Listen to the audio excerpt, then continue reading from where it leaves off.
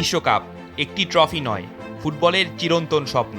এই স্বপ্ন বুকে তুলে ইতিহাসে অমর হয়ে আছেন পেলে, ম্যারাডোনা কিংবা লিওনেল মেসির মতো মহাকাব্যিক নাম। আবার এই একই স্বপ্ন কখনো ছুঁয়ে দেখতে পারেননি আধুনিক ফুটবলের জনক জোহান ক্রুইফ কিংবা ক্রিস্টিয়ানো রোনালদোর মতো কিংবদন্তিরা। আবার বিশ্বকাপের স্বপ্ন ভেঙে রবার্তো বাজিও হয়ে ওঠেন এক বেদনাময় কিংবদন্তি, the man who died standing.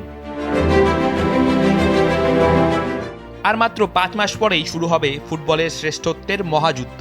48টি দেশ নামবে একই স্বপ্ন নিয়ে, একটি ট্রফি, একটি ইতিহাস। ফিফা বিশ্বকাপ, যেখানে গন্তব্য একটাই, বিশ্বকাপ উঁচিয়ে ধরা।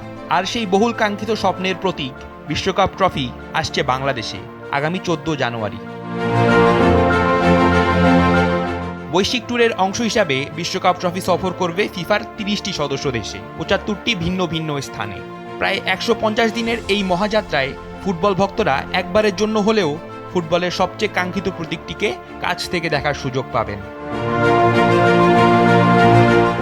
বাংলাদেশের ফুটবল প্রেমীদের জন্য একটি কোমল পানীয় প্রতিষ্ঠান ক্যাম্পেইনের মাধ্যমে ফিফা বিশ্বকাপের মূল ট্রফিটি দেখার সুযোগ করে দিচ্ছে। ট্রফির সঙ্গে ছবি তোলার সুযোগও থাকবে। কাতার বিশ্বকাপ ছাড়াও 2013 ও 2002 সালে বাংলাদেশে এসেছিল বিশ্বকাপ ট্রফি। রাফিদ বিন ইসলাম, সময়ের আলো।